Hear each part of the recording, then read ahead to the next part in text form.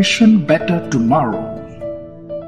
Extraordinary situations demand extraordinary solutions.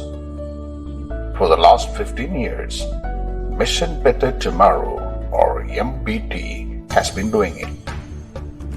Constantly and continuously engaging with society and coming up with out-of-the-box solutions to pressing social problems. MBT is a collective of committed professionals united by the passion to create a better tomorrow by consciously investing in today. Together, they have been developing an army of capable, caring, and responsible young change leaders working towards the creation of peaceful, productive, and progressive societies. MBT derives its conceptual basis from Mahatma Gandhi's doctrine of trusteeship. If I gain a fair amount of wealth, either by way of legacy or by means of trade and industry, I must know that all the wealth does not belong to me. What belongs to me is only the right to an honorable livelihood, a return for labor and care, no better than that enjoyed by millions of others. The rest belongs to the community and must be used for the welfare of the society. MBT is constantly inspired by the thought leadership of Mr. P. Vijayan IPS. From a child laborer in paddy fields and construction sites and a self-taught school dropout, Mr. Vijayan traveled a long way till he reached the prestigious Indian Police Service. Mr. Vijayan is the brain behind many nationally acclaimed policing and community initiatives. He is the winner of the CNN-IBM Indian of the Year in 2014 and the Indian President's Police Medal for Meritorious Service in 2016. MBT has its roots in various philanthropic activities initiated in 2006. These include Operation Candlelight, MBT Learning Centers, SEEP, and Project Hall. And yes, when the nation went into lockdown during the pandemic, MBT rose to the occasion and took up programs spreading positivity and exploring possibilities of human resilience. MBT's initiatives like Feed a Stomach program, drug banks, Ravasi Help Desk, and Break Chain, Make Change campaign captured the public imagination in no time. As part of reaching out to the people locked up due to lockdown, MBT launched the Pos Poss Talk series. Pos Poss stands for Positivity and Possibilities, the very lifeline of human existence.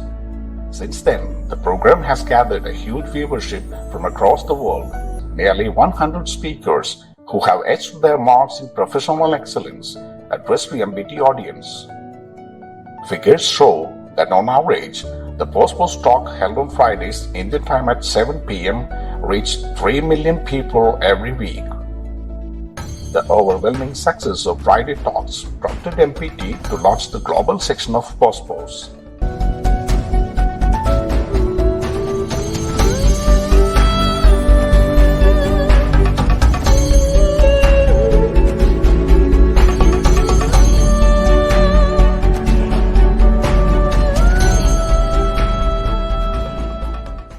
Good evening.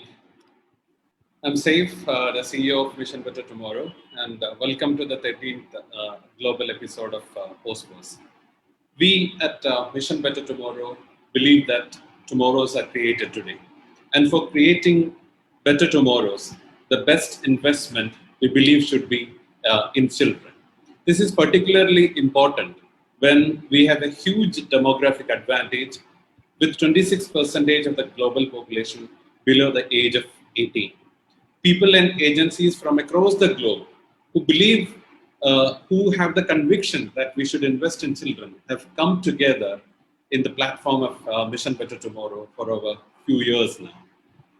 MBT has built over 15 years of its experience in Kerala in conceptualizing as well as successfully demonstrating and facilitating institutionalization of various programs for the care, protection, and development of children. I'll name a few. The whole program, which is for supporting as well as ensuring that the early dropouts the adolescent children who drop out of this education system at an early age are brought back to the field of education, and they are provided with at least basic education qualification and livelihood skills. The Our Responsibility to Children program, where we enable parents and teachers to identify and scientifically address the behavioral, emotional, learning and social issues of children.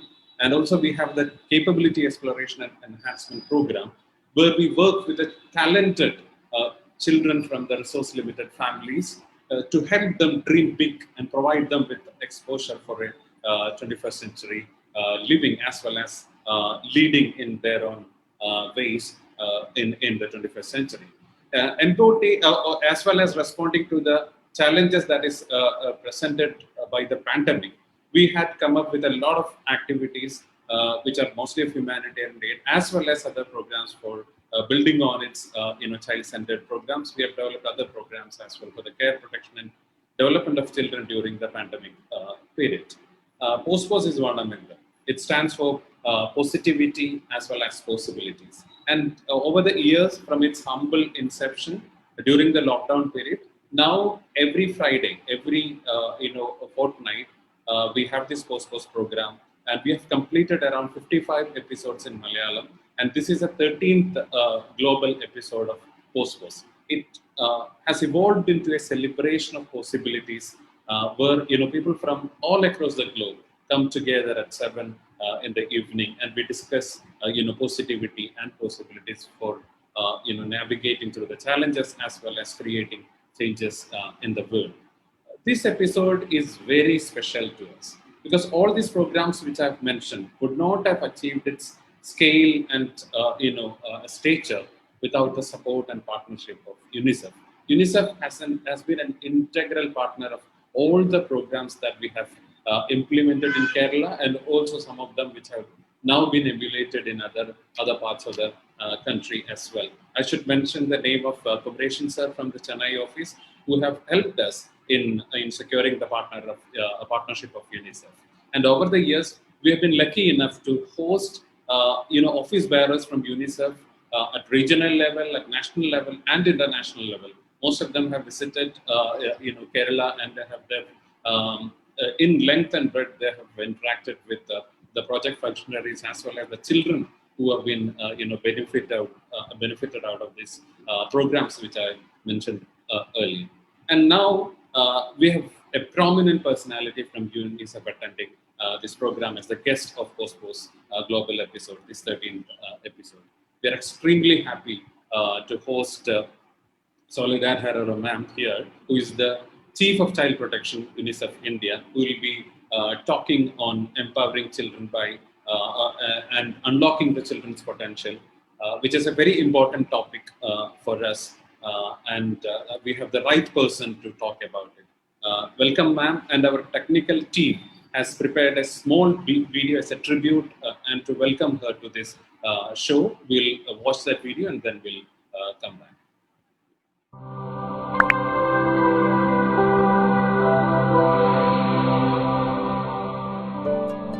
Mission Better Tomorrow, inspiring positivity and exploring possibilities.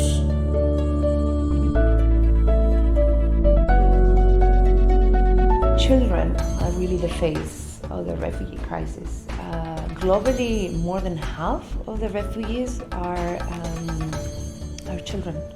Soledad Herrero is the true champion of children and their cause. A lawyer by training, Soledad started her journey from Spain and traveled extensively across the globe, working on a wide range of issues in human rights and child protection. She has been actively involved in child recruitment, juvenile justice, violence and child marriage, and many other related issues. She has worked for UNICEF and other UN agencies for the last 15 years in 4 continents: Latin America, Africa, headquarters in New York, and is now heading the child protection of UNICEF in India. Today, we have the privilege of welcoming her for the keynote address of the 13th Pos Poss Global Talk. Let's listen to Soledad Herrero Chief of Child Protection, Unicef India, speaking on empowering by protecting, unlocking children's potential. Welcome, Ms. Herrera.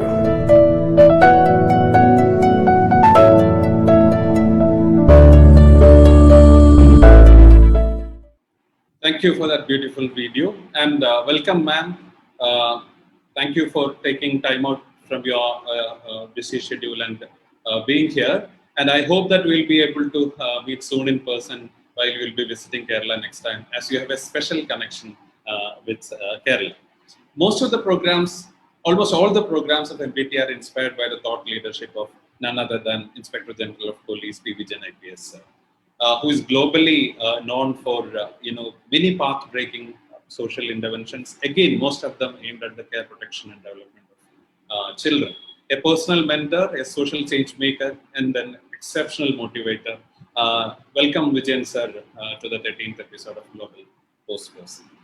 We already have around 1,000 people. The capacity of Zoom is 1,000, and it's full house. And the program is now being live telecasted on the various platforms of social media platforms of MPT. And we have people watching from around the globe, from Europe, from US, from Far East, from Middle East, other states of India. And it's truly global in its letter and spirit. So, and this would not happen.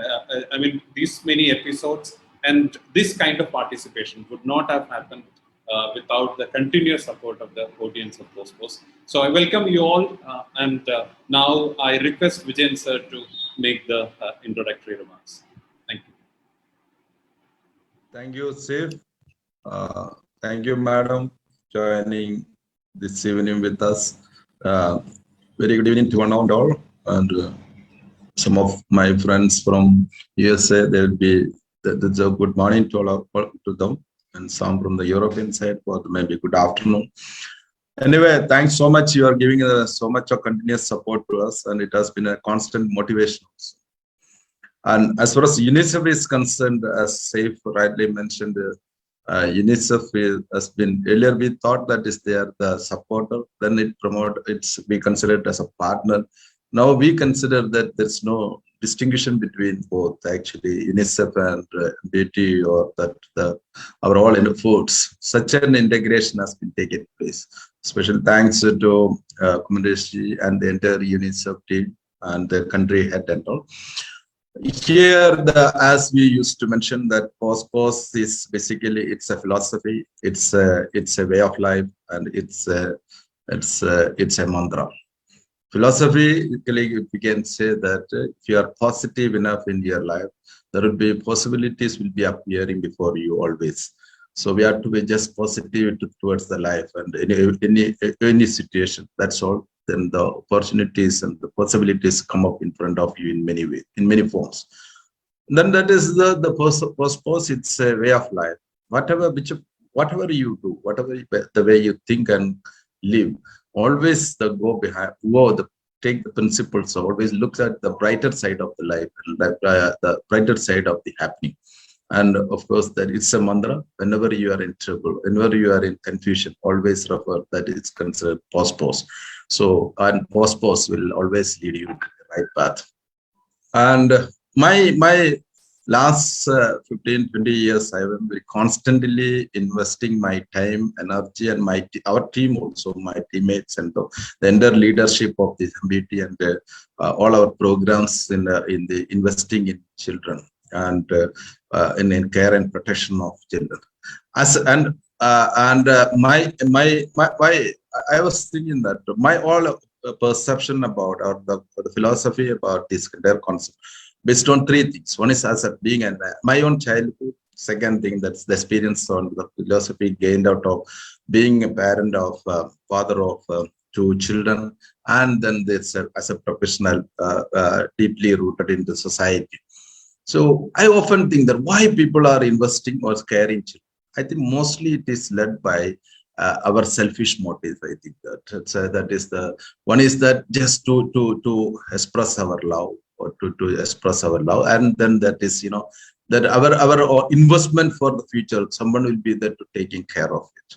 Like that, why really every parent must ask a question that, or every person, why we are investing into that into, because now often when we think in that line, it's for some purpose, if you some personal purpose, something it is attached, there are chances of distorted attention towards and intervention in the development of child.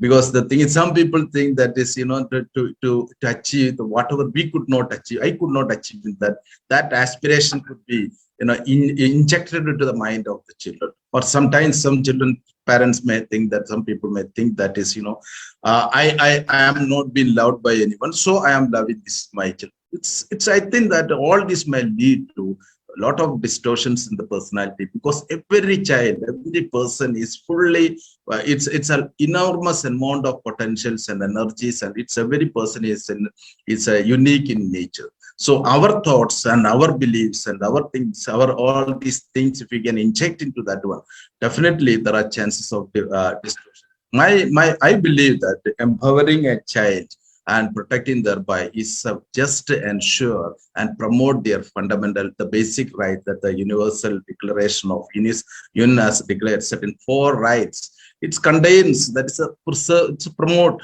and to ensure these rights. Itself we will empower a child. One is the right to survive, ensuring a healthy life.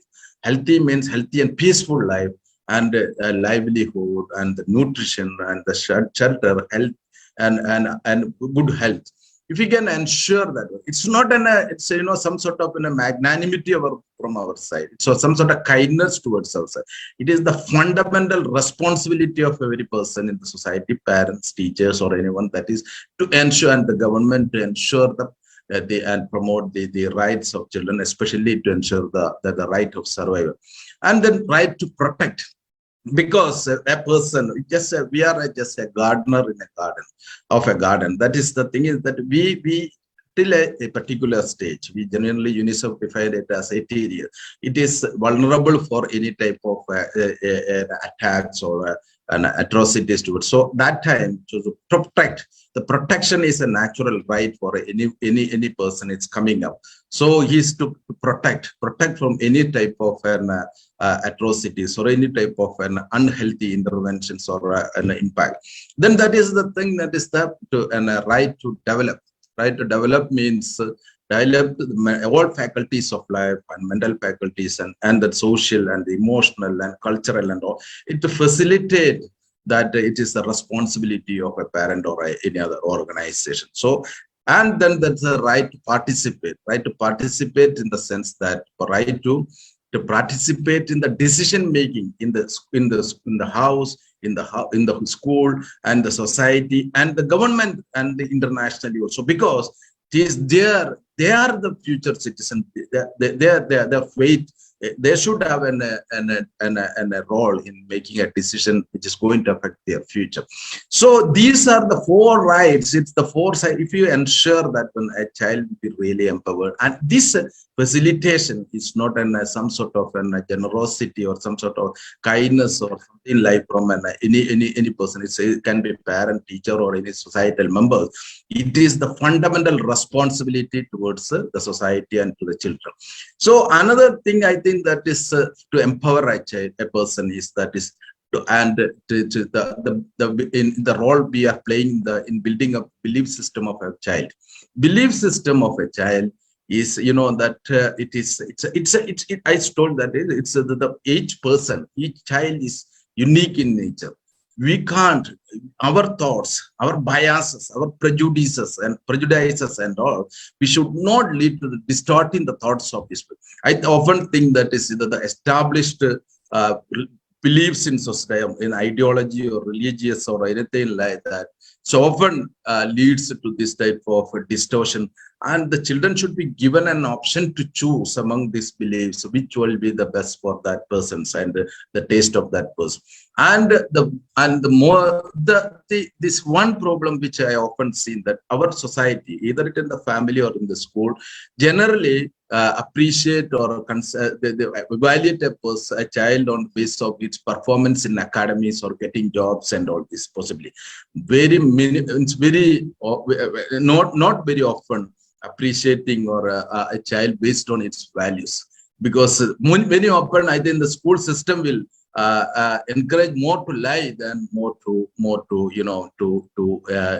tell the truth. Because if a child fail to do the homework, if he openly say that I have gone for a movie, then there will be a real blasting on it. But the thing is that if he says that I was not well, then it will be some sort of a consideration. But that's actually, it is really affecting and damaging the belief system by show. If there's someone says the truth, then blasting on it means that is distorting the value system. And I believe that, as in the beginning I mentioned, that every person is full of energy and enormous potential, and build up the belief in oneself, and encourage and facilitate to explore its inner potential. And I think that empowerment is the best way of protection. All our effort, student police cadet program or ORC or school protection groups, the hope, or all our initiatives is to empower a child to be protected by themselves in throughout their life. Thank you so much, Madam, once again for joining this event. Thank you to all of you listening. Thank you so much. Thank you, sir. Thank you very much. Thank you for putting the show on its right perspective. Hello and good evening. I am Anand Haridas. I am a member of the Mission Better Tomorrow. Tonight, we have amidst us one of the most powerful warriors of children, Soledad Herrero, as we all know, is the Chief of Child Protection of Unicef India. She herself has written about her nature of work or her commitment to the work that she's doing. In her blog, which is written in the form of a letter to her son, Leo, Herrero ma'am once wrote, I quote, "There are countless things I would like to change so that your generation inherits a better world. In fact, my desire to make a small contribution brought me to work for UNICEF in several countries under challenging circumstances." Close quote.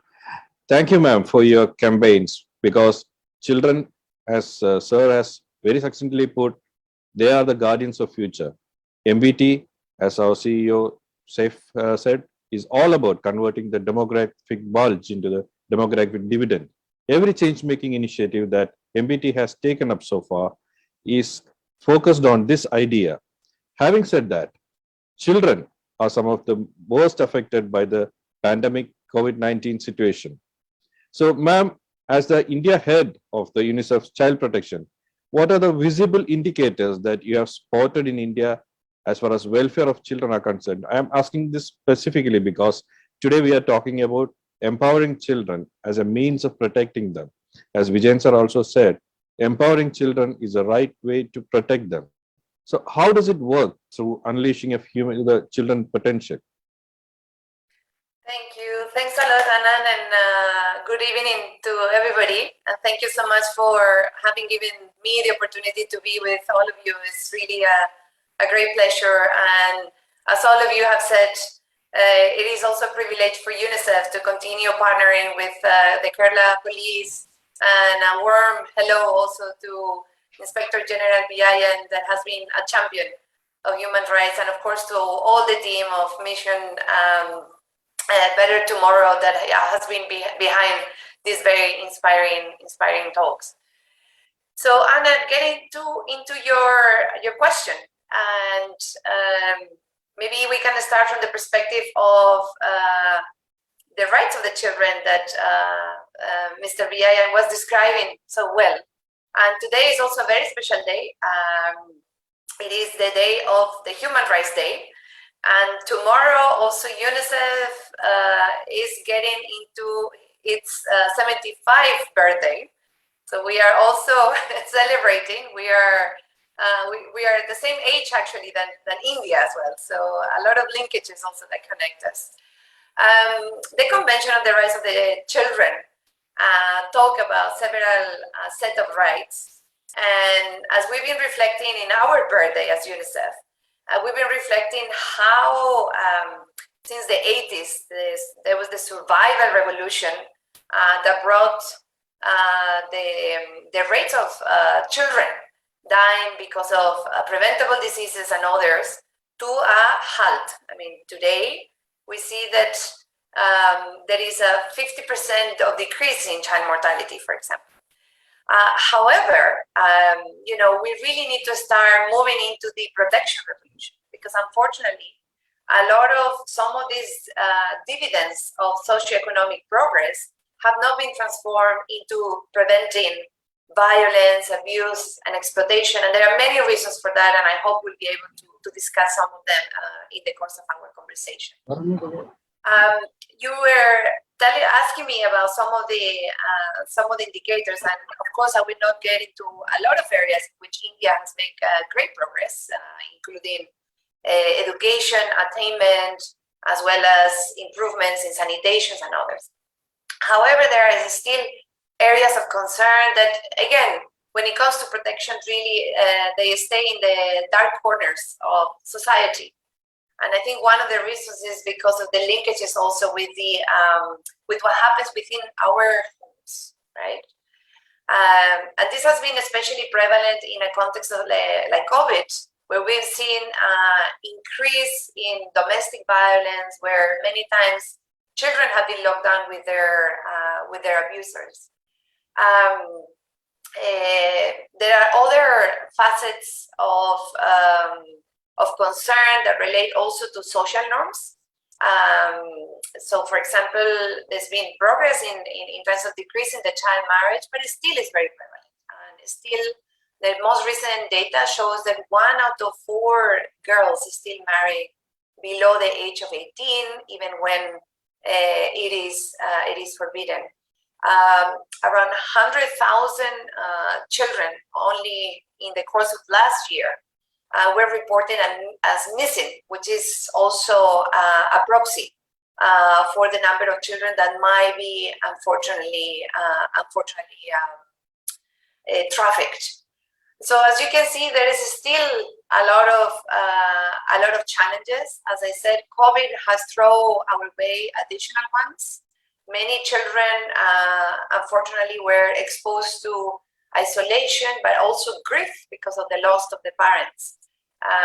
India is one of the countries that have the largest number of children in institutions, unfortunately.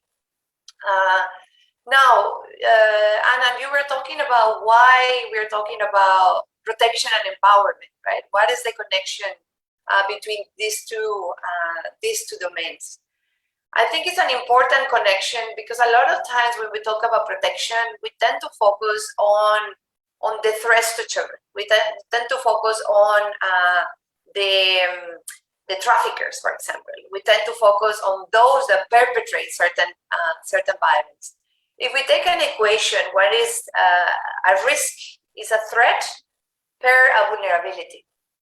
Now, if we focus only on the threat, on the external factors, and we don't address the inner vulnerabilities, we will always be catching up, and we will never be able to address. However, if we transform the vulnerability of some of these children, of some of these more marginalized communities, and we empower them, and when we talk about empowerment, we talk about giving them the opportunities to know their rights, to know the opportunities and chances that are around them, to build their inner resilience and to have their voice and agency to express, for example, when a situation of abuse happens. It is when we really be able to tackle some of these protection concerns that I just described before. It is, of course, a two-way street, because if a child lives in an abusive family, for example, the chances of that child thriving, reaching its full potential, it is going to be severely undermined. And there is a lot of very compelling researches that have been conducted of how actually the stress associated, for example, to violence at homes is going to be having repercussions even in the brain development. So this is why it is so important to connect protection and empowerment in this conversation. Thank you, ma'am. Thank you, ma'am. You have rightly pointed out the issue of child marriage, because recently MBT in association with Student Police Cadet, has launched a Zero Tolerance to Child Marriage campaign, a 3-month campaign at schools. And it's progressing. The pilot project is on, and it's children are being made aware about the vices of child marriage. So you have rightly highlighted the issue. Because when we talk about children, we should face the reality of the issue. And I think here we can take a question from Dr. Indira Rajan. She is the Secretary General of the National Council for the Central Board of Secondary Education Schools in India. She is a patron of MBT and a guiding light for us at MBT. Dr. Rajan, are you online? Yeah, I'm here, very much here. Okay. Ma'am, please go ahead with your question, ma'am. Okay. Good evening, ma'am. In this very special day, I would like to ask 2 questions. Ma'am, destiny is often decided by being in the right place at the right time. Children from better socio-economic background are naturally exposed to better conditions, which can help them fulfill their potential. Other children, however, are unable to enjoy even the most basic rights like food and shelter. Even though governments say they prioritize children in welfare schemes, in reality, this doesn't happen. How can we influence and put pressure on administration to have focus on children? That is the first question. Second one, how can we ensure basic protection and welfare for all children? Ma'am, these are my 2 questions. Wow, ma'am, thank you so much. Very, very easy questions you put on me. So yes, Thank you. thank you very much. Very pertinent question, and I wish we will have the entire weekend to try to throw some light on this. But yes, let me try to share a few thoughts. First of all, ma'am, what you indicated about investments is absolutely correct. And again, there is no better investment, as Anand was saying in the beginning, that putting our rupees, our dollars, our euros, whatever currency we use in children. And by the way, something I always try to avoid actually is talking on children just as children being their future, because I think a lot of times we send the message that those investments can wait for the future. But if you want that return on investment, the investment has to be done today. Just to, Biayan and Anand told me not to use too many figures, but I can't avoid from time to time to refer to them. The union budget investment in children, it is approximately 3.16%, according to our last figures. This is related to investments, direct investments in schemes related to children. So as you can see, there is a huge scope, right, to grow those investments, and the return on investment, I would say, is higher than anywhere else. Now, how we do that? I think, I mean, of course, you know, until this agenda becomes everybody's business, and until we make the invisible visible, we won't be able to address this. And this is exactly why contributing and conversations like this is so important. And I deeply believe in the power of amplification, right? We are here today, we have 1,000 people on Zoom and many others joining through other social media. And from the different domains, I hope that everybody will make their contribution. If you work in the government level, if you work from civil society, we need for members of civil society, they need to make noise. From government officials, we need to make sure that those allocations are there, and you know, build policies. And as well, to make that happen, we need to build evidence. One of the challenges of the protection domain, if you compare the domain of trafficking, abuse, exploitation, this is an area where information is very scarce, and therefore the pressure for action is more limited. So we really, you know, if there are academicians as well today and listen to us, we need to make sure that there is a body of evidence that, you know, that compel us and force us to act on it.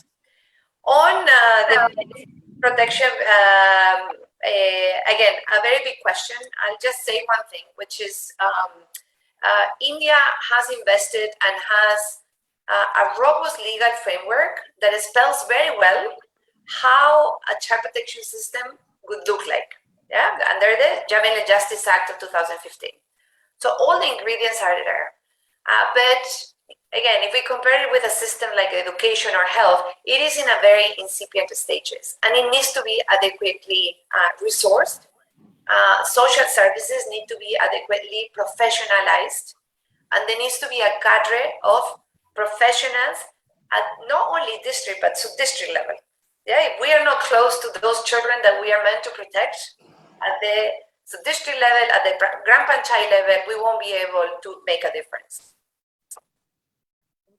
Thank you. The question is so simple, but your answer so elaborate answer. Very good. Thank you. Thank you very much. Thank you, ma'am. Thank you, ma'am.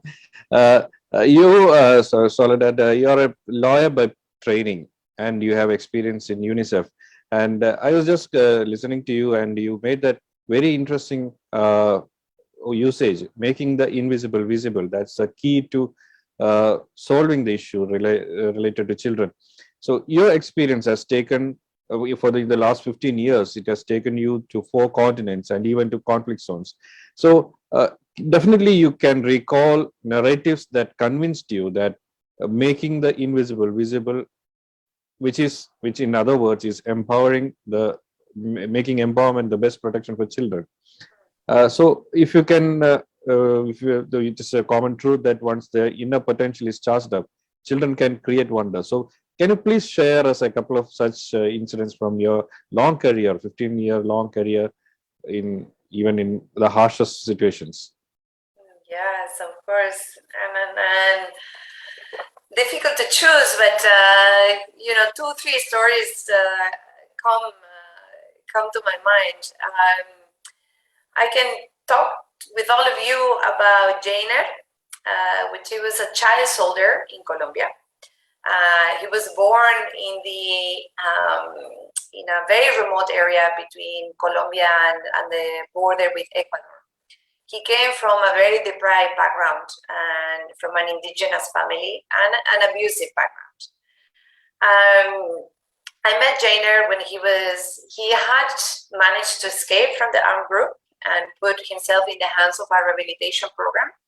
But you can only imagine the challenges of a boy that was born, or rather that grew up in the jungle, holding an arm instead of a pencil through all these critical years of development. How difficult it was for him to try to return back to the education system, back to a civilian life. I met him because he was a passionate poet and writer. And someone gave me a small text that he had written in the meeting. Frankly speaking, at that time, he was on the brink of returning back to the group. Nobody knew. But the moment I read this book, I immediately established a very close connection. I told him, we're going to publish this, we're going to grow it into a book. And I started engaging with him. He became, I always call him my godson. He became very special person for me. And we've been connected through the years. And yes, he did publish his own book, and he's still writing today. And maybe just very quickly, I'll tell you about Kuch as well. Kuch was a driver for Unicef. He was incredible. And by the way, I can tell you so much about the drivers of Unicef that work in the most remote circumstances and the incredible role they play. Kuch, like other drivers I met, he was in the border between Sudan and South Sudan. He was an incredible asset, and I remember very vividly a time when we were in the middle of a refugee crisis. It was in the middle of the partition between Sudan and South Sudan. And he was always very special. He will always keep an eye on the communities. He will always read. He will always tell me who is the commander, who is in power. We was trying to negotiate access to some stranded refugee population in the other side of the border. Now, I asked him to coach, why you have decided to stay, because by the way, we told them whoever is at risk, you can go back to your village. So he shared his own story, and he told me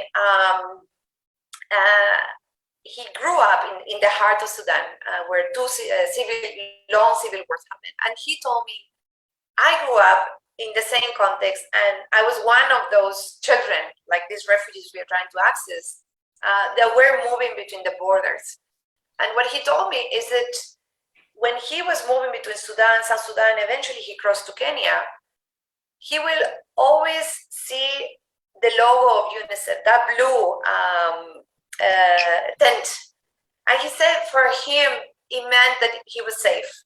It meant he will have a meal. It meant that he will be able to play. He will have some pencils to write or something. And he said, there is nothing that I had more aspiration for than being able to carry a UNICEF t-shirt. So yes, those two examples just came immediately into my head, because for Jainer, it was the possibility of having a purpose in life that really pulled him out of this context of violence and vulnerability. And similarly for Kuch, it was this empowerment through purpose and hope that really made him all the way moving from a refugee to one of the most brilliant and well-recognized drivers in the operation in Sudan. Okay, that is the two very inspiring stories that you have told us. So that brings us like the Colombian boy and the Sudan driver. They are the beacons of hope that we can look forward to. So this conversation is getting very interesting. We still have a near capacity crowd. So that brings us back to parenting. So a few decades back, we have seen an increasing focus on gender dynamics around the world, which you have very clearly, very beautifully portrayed in that your open letter to Leo. The children today are more aware about the gender equality and sensitivity. The impact of social developments are different for different genders, and children are also affected. You have mentioned in your letter also that the impact will be different. They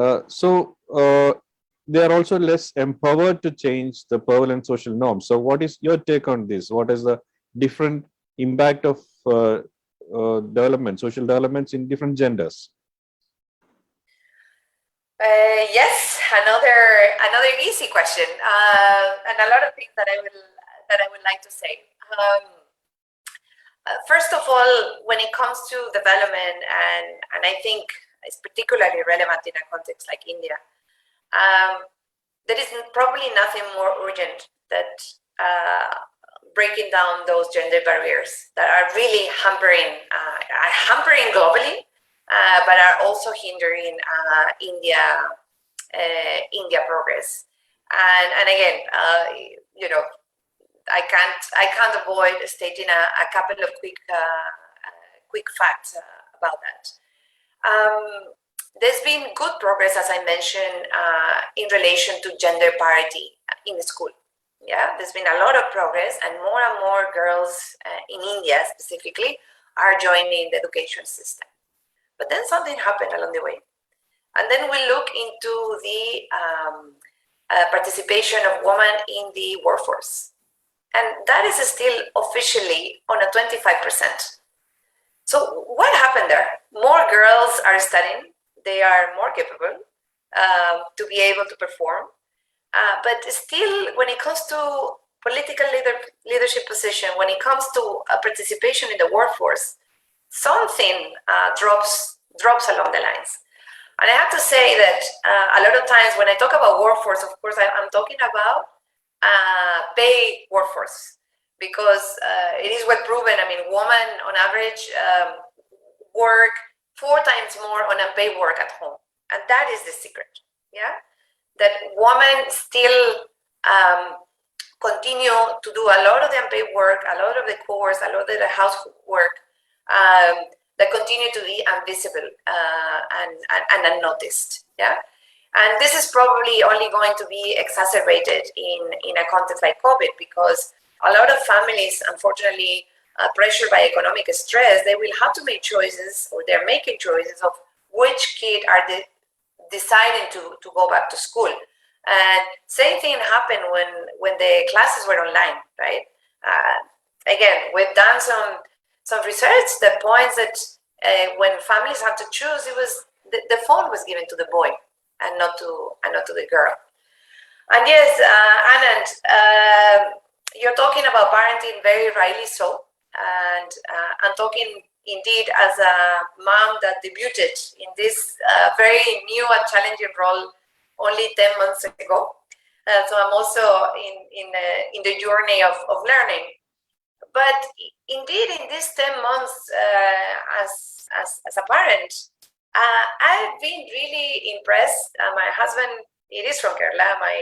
Myself, I'm from Spain. But regardless the culture where we come from, I've realized that still, when there were decisions to be made a lot of times, or when our baby Leo was in need or something, a lot of times immediately I would be looked up as opposed to both together. I've also noticed when a lot of times when I return back to work, and both my husband and I, we work on the social sector, we are equally professionally committed and therefore quite busy. Everybody will ask me, how am I handling in my new role, much more than to him, yeah? Because there is this assumption that I will be the primary caretaker. So models get defined at home, and it's only from home that we can change them. And there is no other solution. And this has to be a very self-reflective exercise for all of us. I think for us, for my husband and I, it is a unique opportunity because we can bring our best selves, because it is only by modeling that we will be able to change some of those gender stereotypes. And I think it's very, very important to realize that kids don't do what they hear. Kids will do what they see. And only if we practice what we preach, we'll be able to break some of these gender stereotypes that are preventing us from really moving forward as a society. Thank you, ma'am. Thank you. That is a beautiful example that you need to put up a right model for the children to copy. Now let's take a question. The next question is from Bernard Com.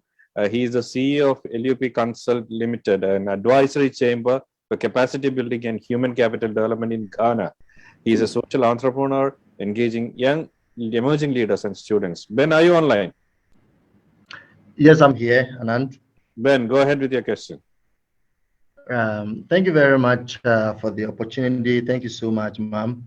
I've been listening to the conversation. I'm really impressed about our passion, our zeal, and commitment to create an atmosphere where we could have what we call children being protected, and also being able to explore the possibilities of being heard.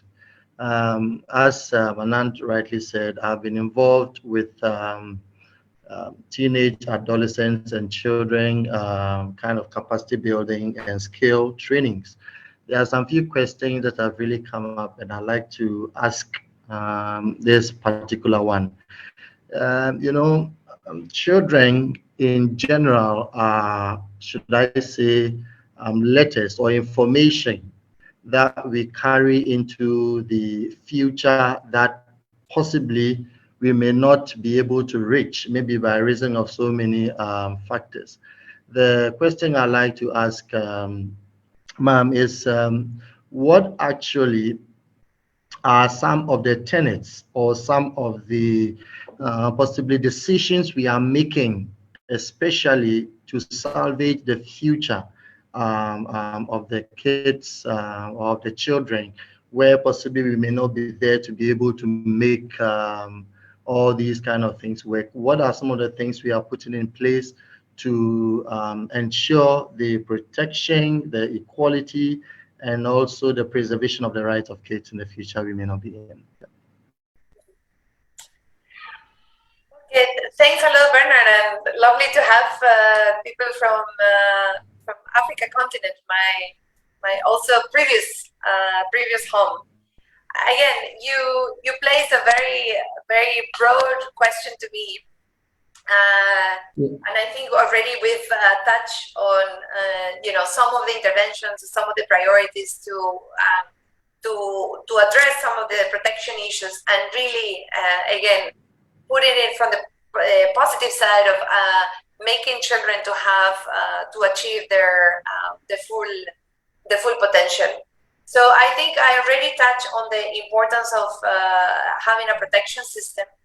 I think if we talk about protection, it is also absolutely critical to move the shift from responding to preventing. I think it's important to recognize that every protection and every form of violence is never justifiable, but is always preventable. And we cannot wait until a child is put at the door of a childcare institution, at the door of a child welfare committee for us to respond.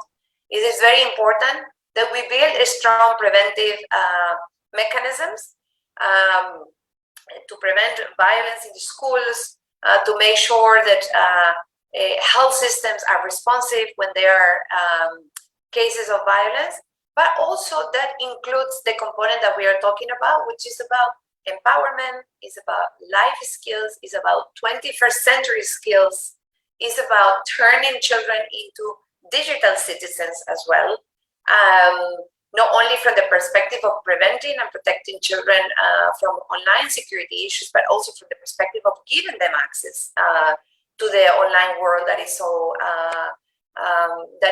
important these days. It is to make sure that we have a justice system that is responsive to the needs and the special vulnerabilities of children, and that is why it's great to have the leadership of the police, like in the case of Kerala, because the role that they can play to build a culture of law enforcement in which the children are respected, are protected, and are looked at as an actors that have a voice and can turn the lives of children and families in difficult situation into a life of opportunity. It is so important. And a lot of times law enforcement, it is only preserved when again the child is either victim or has entered into conflict with the law, but particularly the police can play a much more comprehensive role on the preventive side, on building trust with the communities. So again, some few thoughts on very broad and pertinent question. Thank you, ma'am, and thank you, Ben. That is pure poetry that you have said. Children are letters that we send to a future to which we may not belong. Thank you, Ben. Thank you for that question. Now we move to another question. The question is by Sushma Nalapata. She is the head of operations, Eminence Private School, Fujairah, United Arab Emirates. Sushma, ma'am, are you online? Yes, Anand, I am. Please go ahead with your question. Thank you. Good evening, ma'am. So we are talking here about empowering children. So my question has a little bit to do about that. As the years pass by, digital technology is bringing the world together, closer. And we can even say that the world is shrinking. This in turn are bringing children together and bringing about a lot of commonalities among the children of the world. So in this scenario, in your opinion, do you think it's high time we come up with a global educational syllabus which gives children the necessary skills that they will need for the future to be world citizens?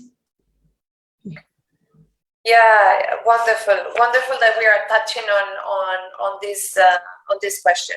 I think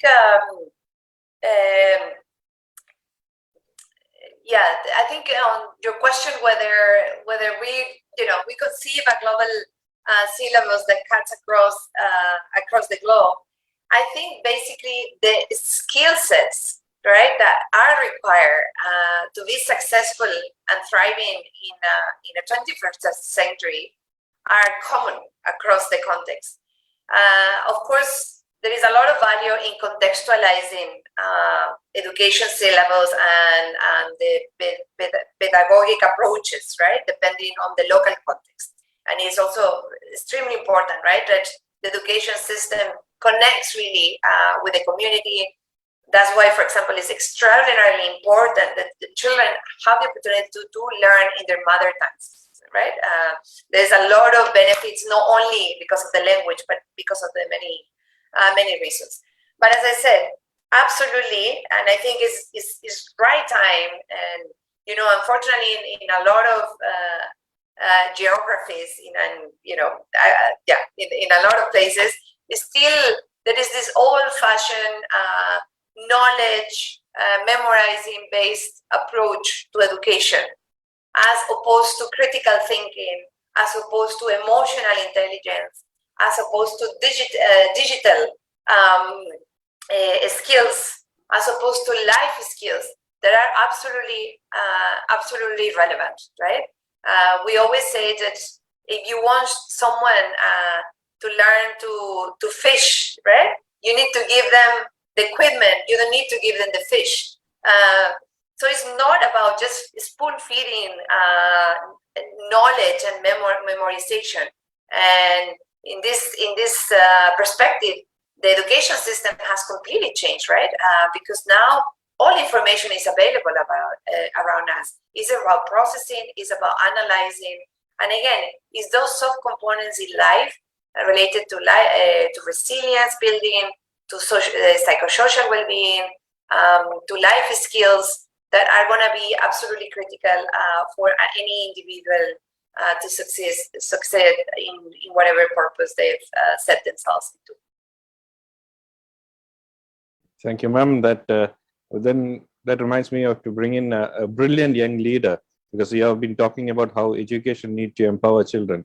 Now we have Anubam Aisha. She is the editor of the magazine by Law and Justice Research Foundation, and she's a coordinator of the project Complete Lawyer. Anubam, are you online? Yes, sir. Can you hear me? Yeah, go ahead. Hello. Ma'am Okay. is waiting. Yes. Good evening, ma'am.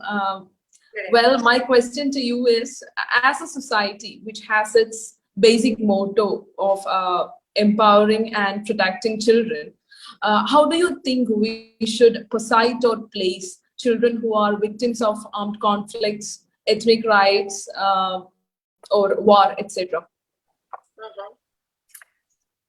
Well, thank you. You're touching a topic that is very close to my heart. I've spent more than half of my career in conflict-affected areas, and I work in Horn of Africa, in Sudan, South Sudan, Colombia, and especially on working with children that demobilize from armed groups, and also in some refugee crises in the Horn of Africa, in the Great Lakes. With children being displaced and becoming refugees or asylum seekers in other countries. There are, I think, around 300 million children across the world that are still living in conflict context. So what you're bringing here is not a minor. It's not a minor situation, and it is important to reflect that the way that the wars are conducted now have changed drastically. In the First World War, 95% of the casualties were state actors, right? It was a much more formal way of conducting the war. Now, fast forward these days, most of the conflicts or the situations of instability happen in poor countries, and is mainly within villages, And the distinction between those that are combatants and those that are part of communities has really blurred. And as a result, more and more children end up being victims of crossfire, end up being recruited also because now they are light weapons, and children are very effective combatants, unfortunately. So again, I think it's a matter, there are strong international legal instruments that we should continue to advocate for every country to ratify and abide to. And I'm talking about the optional protocol of the convention, but also the refugee conventions. I think, you all have seen, and in the Syria crisis and in other crises, Belarus is happening as we speak. And unfortunately, I think there is a bit of a crisis of generosity across the world when it comes to populations that are on the move because of conflicts. And I think this is something that we, as a society, we need to recommit to. We are one world, we are one village, and we need to open our borders whenever those in need, and especially children, need to seek refuge in other countries, being other states. And of course, we need to continue to advocate. I always say that we all have to have a small advocate within each of us to be able to raise issues that pertain to the protection of children that are trapped in conflict or in civil strife situations. Thank you, ma'am.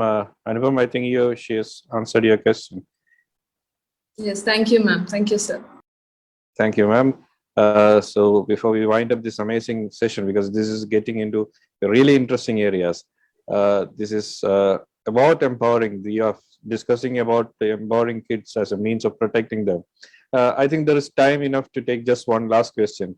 This is a member from a change-making army of students, and she's from Wayanad, which makes it doubly connected to you, ma'am. Yes, triple connection. Sri Parvati is an 8th standard student from WOHSS Pinangod, which is in Wayanad. Yes, she's an SPC cadet, the Student Police Cadet, which is one of the change-making initiatives conceived by Vijayan sir. And now SPC is being implemented successfully, not just in Kerala, but other Indian states as well and abroad also. Parvati, are you online? Yes, sir. Parvati, please go ahead. Good evening, ma'am. I am Sri Parvati Prasad from Wayanad Orphanage High Secondary School. So, my question is, children are different in the same society. Their needs are also different. So, what's the logic behind universal values like humanism in children living in different countries under different social circumstances? Mm-hmm. Okay, so I think I'm gonna bring again Leo, my baby, into the picture. You must have heard that I have a 10 months boy, and he comes from 2 different societies, right? Because we belong to 2 countries, but I think even though he comes from 2 countries, I think we see a lot of similarities in terms of the values and the human rights that apply to any child, in our case, our baby, regardless of which country he comes from. So I was saying before, Sripati, that today is the day of the Human Rights Day, right? Where the Universal Declaration was ratified. I don't know, have you heard of this declaration before? Ma'am, I don't remember. Okay, so I hope you'll be able to look it up, or you ask your teacher as well. But it is very important that you ask me this question, because this declaration that I'm talking about, what it says is that yes, there is a lot of difference, right? And we have Africa, we have Asia, we have Europe, we have Australia. We have all these countries with different perspectives, different cultures, and this is what it makes this world and this global society is so vibrant, right? We have different colors, different practices, different music. But this declaration that I was bringing you about, it says that even when there are a lot of differences, there is a lot of values and rights and principles that are common across the world. I think if I bring Leo's cousins from Spain or from India, they all want to have fun. They all want to, I'm sure you as well, right? When you come to school and you want to say something, you want to be listened, isn't it? When you, Yes. yeah? And do you struggle sometimes to be listened? Maybe because you are a child? Does that happen to you sometimes? Yes, ma'am, sometimes. Yes. And why you think is that? Why do you think you are not being listened to? Is it because you are a child? I think it's because our age. Okay.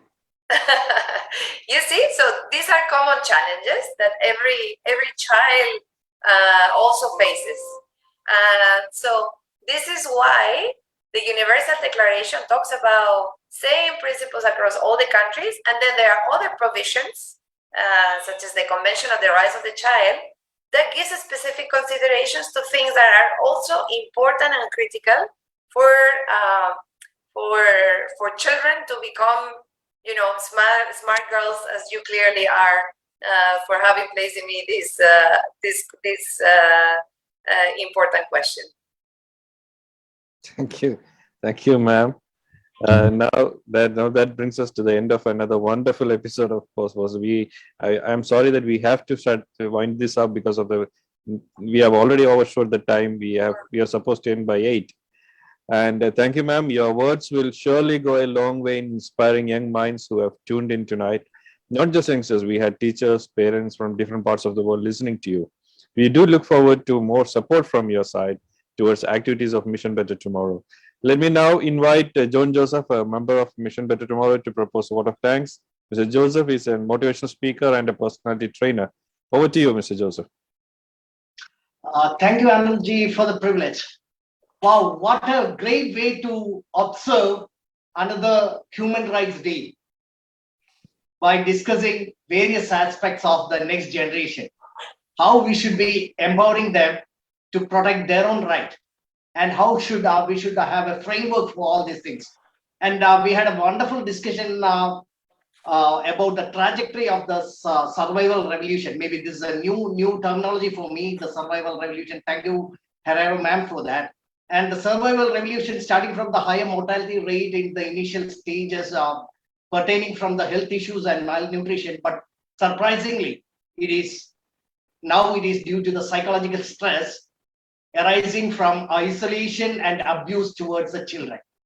So we had a very good enlightenment and clear focus on what we should do if we want to empower them and protect them. And from there to while we discuss about the allocation of resources, it is so pathetic and it is shocking to understand it is only 3.16% world over, which is child-centric, allocated the budgetary allocation or the resources for the development and the empowerment of children. And we discussed about the gender bias and the gender issues among the children, and it is need to have a universal outlook towards having overcoming all these things, and education, the universal approach of education, how to make them more powerful and how they can respond and react towards the risk as the primary respondents of whatever they are facing as challenges. And you rightly concluded it with saying the relevance of the UN declaration when it comes to human rights protection and about the right for the children as well. We should have values, and eventually it should be one village and one country rather than having all these differences. So let me thank Soledad Herrero ma'am for the wonderful patronage and your discussion and your interaction with all of us here. And let me thank you, and I have the privilege to appreciate you to discuss even your family model. that was too much of courage to discuss that. So no doubt you are a hero. I don't want to use the cliche of champion. You are the hero. And your rich experience talking about the experience there in Colombia and Sudan, and your inclusiveness and your effort to involve your people around, irrespective of their designation and all, to better building up a better world. So, ma'am, on behalf of Mission Better Tomorrow and all my colleagues here, may I have the privilege to thank you. Thank you very much. Thank you, ma'am. And when it comes to Mission Better Tomorrow, we have Vijayan sir there. Whether it is any project, he do have his own vision about it. And that is when he said it is about giving them some support rather than giving them our own ideas to implement it. Let the children be there and give them such an assurance that come what may be, we will be there to protect you. That is a real eye-opener for us, and that set the right course of today's discussion. Thank you, Vijayan sir, for giving us a good start for the day, as always, whatever projects you are heading. And we are proud to say that we are a part of Mission Better Tomorrow. And let me thank all the people who involved in this interaction, asking questions, very relevant and meaningful questions. Indra ma'am, Karan Bernard, Sushma Nalpat, Anupam, Aisha, and Sri Pavadi. You people gave us a better dimension for and depth to our discussion. And let me thank Unicef being a partner for MBT's activities, and wishing a happy and meaningful and purposeful 75th birthday for Unicef. And let me take the privilege to thank Daily Hunt for giving us this kind of reach through your web portal, and giving us reach and